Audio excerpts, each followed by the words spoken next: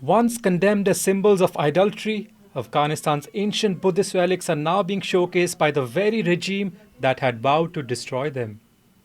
In March 2001, the Taliban shocked the world by blowing up the Buddhas of Bamiyan, the two statues that had stood in the valley of Bamiyan for almost 1500 years. It was part of a wider push to destroy all statues depicting humans in the country. 2 decades later, the Taliban now says they are defenders of the past. There were 3 statues among these artifacts, and these 3 statues are pre-Islamic. And they are professionally and properly being protected in our depot with other artifacts so that they are not destroyed. After the chaotic US withdrawal from Afghanistan in August 2021, the Taliban swiftly regained control of the country nearly 2 decades after their first regime ended.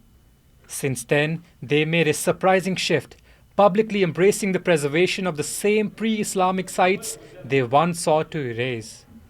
Whether it's from the Buddhist era, Islamic era, or any era, its artistic value and historical precedent is important to us.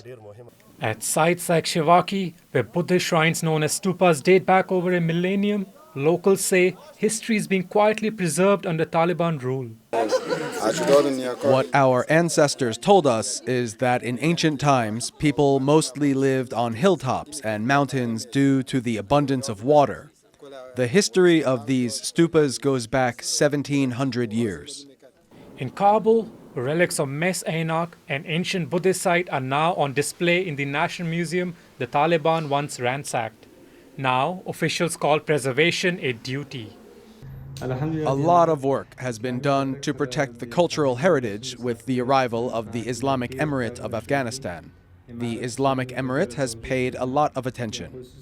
But skepticism lingers. While statues are now protected, Afghanistan's intangible heritage, its music, dance, and diversity remain restricted.